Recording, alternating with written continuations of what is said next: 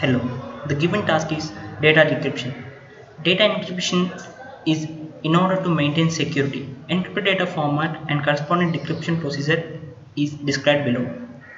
A data record consists of exactly two lines. Each record has exactly two F characters. The first F character acts as a field delimiter. The second F character marks the end of the record. First F character acts as a field line. However, the second F is always present only in the first line. Also, since the second F character marks the end of the record, it is always the last character of the first line. The decryption procedure is explained using an example record. We have taken two records. In a record, there are two lines 13F6803F and another remaining taken as numbers. The first, the record is comprised of two lines. The record has two F characters in the first line. The second F character appears as the last character of the in the first line. The length of the first line is one character more than the length of the second line. Other than F, the line can contain only numeric characters.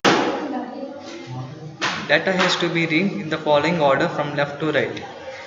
First read the first character of the first line, then read the first character of the second line, and then read the second character of the first line, then read the second character of the second line, and the process continues till the zigzag manner and until the first F character is encountered. Replace the first F character by the pipeline symbol. So the first field which is now decrypted is 1234. Based on the above example, the above process continues from 1 to 4 steps.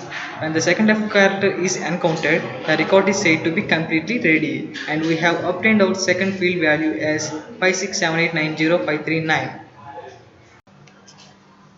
For running the Java program, we must import IO packages. It consists of all input-output files and functions used in overrunning Java program. For this, we have defined one class public, and next we define the main method and passing the argument string args. Initially, we are creating str object for string, and I is initialized to 0, and I is used for reading line numbers. Here we are using 2D array. One is character C and another one is O. One string and allocate memory to them. After declaring arrays, we saved the temporary text file as temp.txt in buffer reader as shown. These are the files we have given in the temp.txt. I will be explaining one of the three try blocks. The first try block is used for reading the text file and replacing the first F by pipeline symbol. And in the first try block, if any exception occurs in the code, it will be placed in the try block.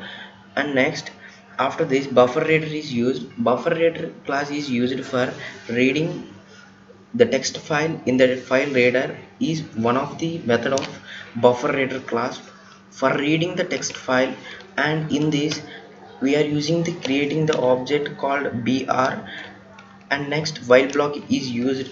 It is used for reading the text file line by line, and it is in null. It will if it is in null, it will terminate. Next, we are using for loop. It is used for finding the length of each line and to convert string into character array. In this, we are using string length. It is used for finding the length of string. And the next one is used, and then the next line we are using to char array. It is used for converting the string into character array. And next, we are using while block. It is used for replacing the F by pipeline symbol. Here we are taking another character C2 for storing the new character array. If for the all try block, if the while condition is true, k is incremented, otherwise it will terminate.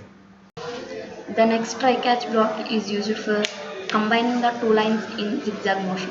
In this try catch block, we are using three new variables called row, column, and count. Here we are using two for blocks.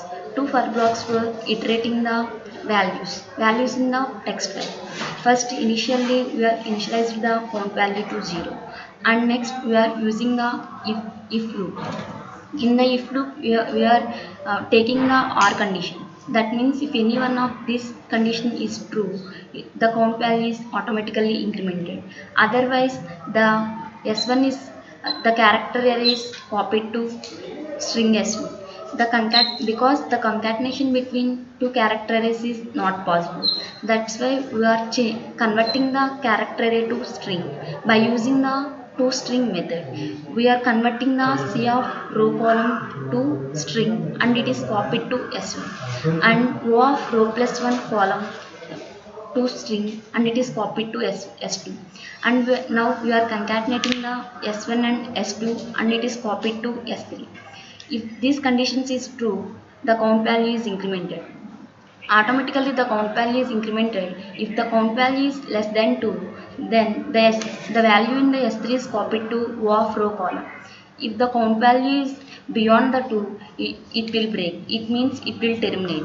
If there are any exceptions in this try block, it handles the catch exception. In this, we are passing the exception E in the catch block. That means if there are any exceptions in the try block, it will. This try catch block used for printing the final output. Here we are using two for loops for printing the 2D arrays. First for loop for printing the rows, and it is incremented by 2 because records must consist of 2 lines. Next for loop printing the columns. And finally, in the catch block we are passing the arguments exception E for finding any exception in the. Finally, after the completion of all the source code, we just save it and then going for compilation. We have saved the file as test. So first of all, we have to confirm whether the Java is present in our system or not as Java. Yes. After this, we have saved our program as Java space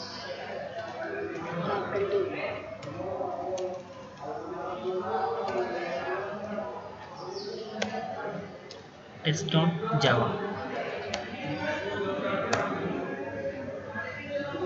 and after compilation, Java was going to.